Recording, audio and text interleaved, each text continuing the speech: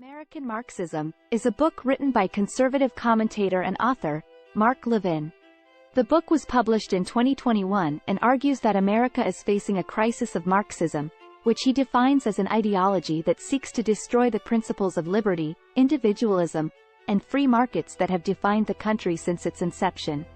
The book begins with an overview of Marxist theory and its origins, tracing its roots back to the writings of Karl Marx and Friedrich Engels in the mid-19th century. Levin argues that Marxism is an inherently authoritarian and totalitarian ideology that seeks to replace individual freedom and self-determination with centralized control and state power. Levin then turns his attention to the current state of American society, arguing that Marxist ideology has infiltrated virtually every aspect of American life, from education and the media to politics and government.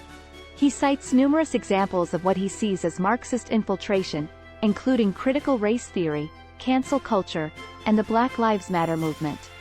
Throughout the book, Levin argues that the rise of Marxist ideology in America is a direct threat to the country's founding principles and values.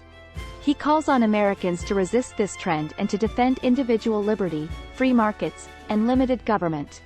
One of the central arguments of the book is that the Marxist movement in America is being driven by a small but vocal group of elites, including academics, media figures, and politicians.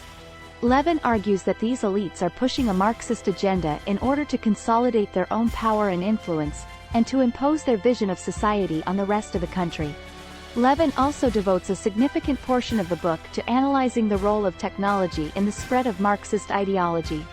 He argues that companies like Google, Facebook, and Twitter actively promoting Marxist ideas and censoring conservative voices in order to further their own interests. Finally, Levin concludes the book with a call to action, urging Americans to resist the Marxist agenda and to defend the country's founding principles. He argues that the fate of the country depends on the willingness of ordinary citizens to stand up against the Marxist tide and to fight for individual freedom and self-determination.